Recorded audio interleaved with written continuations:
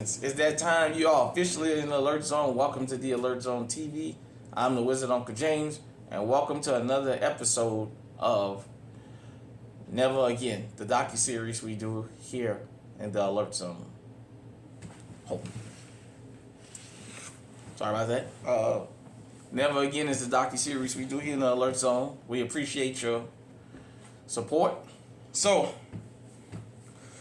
got my Ruger 450 Bushmaster, chambered in 450 Bushmaster.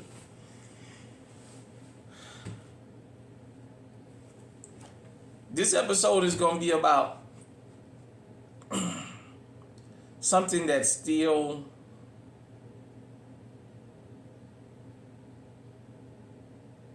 keeps a lot of things going to this day.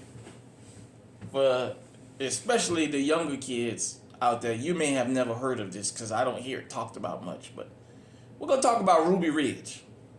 For those of you who don't know, some people have never forgiven the government for Ruby Ridge. Let's just get into it. Ruby Ridge, this is per Wikipedia now.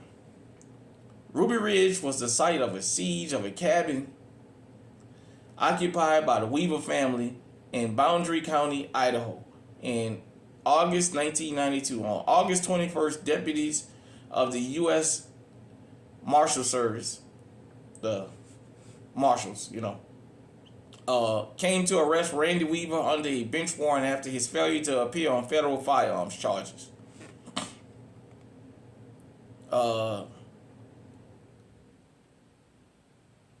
And during a surveillance operation, Officer Art Roderick shot Weaver's dog when it ran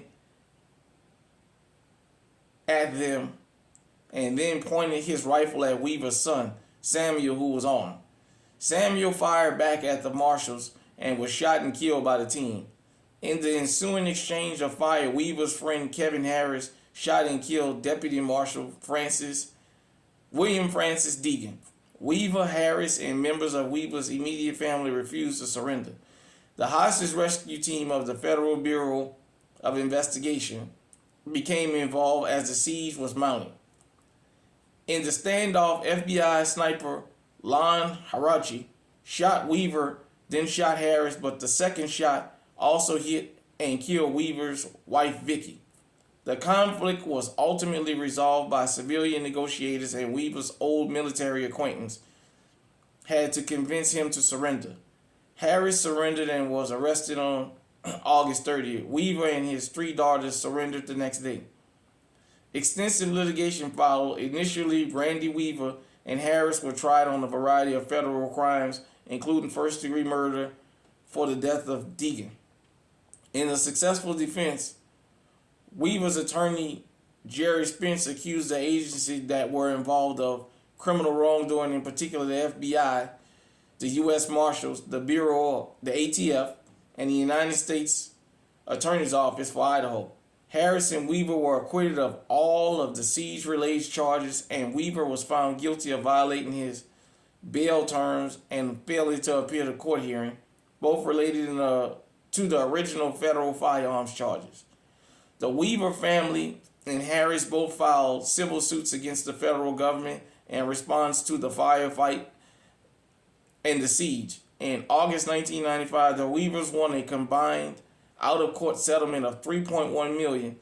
Harris was awarded $380 million in the settlement in September 2000. And in 1997, a Boundary County prosecutor indicted Harachi for the manslaughter of Vicky, but the county's new prosecutor controversially closed the case, judging that he would be unlikely to secure conviction.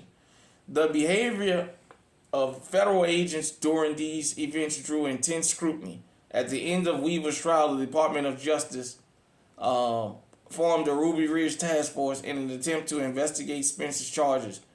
Their report raised questions about all of the participating agencies' conduct and policies. Another inquiry was led by the Senate Subcommittee on Terrorism, Technology, and Government Information, which held hearings between September 6 and October 19 and 95. It has issued a report which it called for reforms in federal law enforcement in an attempt to prevent a repeat of the losses of life at Ruby Ridge and to restore public confidence. Several documentaries and books were produced on the siege. The law enforcement's response at Ruby Ridge during the Waco siege, roughly 6 months later, were both cited by Timothy McVeigh as his motivation to carry out the Oklahoma City bombing with Terry Nicholas. Yeah, Ruby Ridge. I remember that.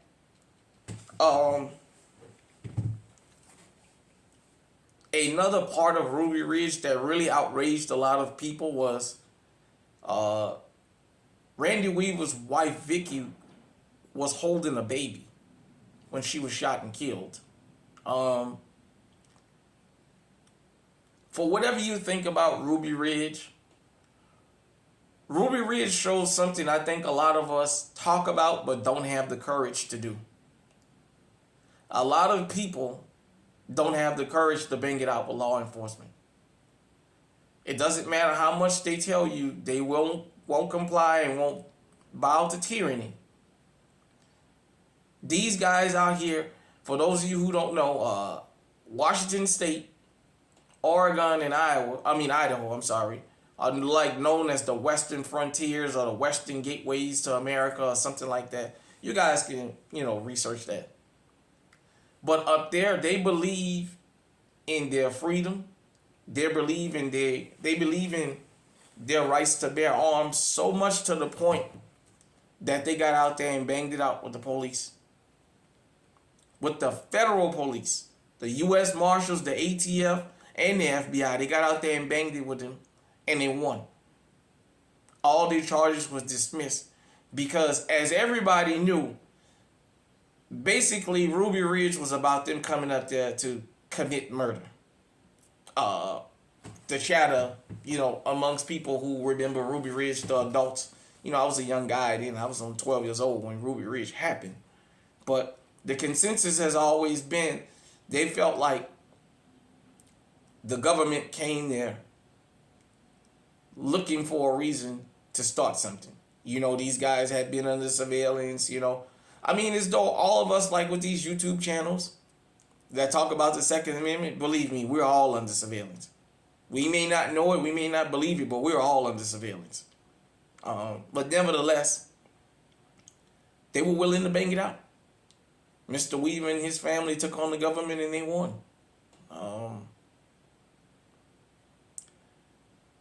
I'm not going to advise people to get into firefights with government because that would be inciting violence, and that's against YouTube policy, and that's against all kind of government laws to incite violence. I would never incite violence.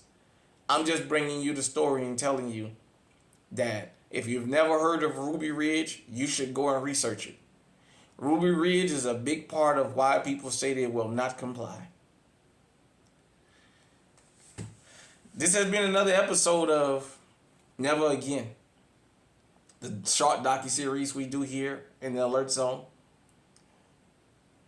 Hit me in the comment section. Let me know what you think about Ruby Ridge. I myself can say this and leave it at this. Law-abiding Americans defended themselves. It's all I can say. Hit me in the comment section. Let me know what you think. Till next time, stay safe, stay armed. These 450 Bushmasters don't play. Stay on high alert.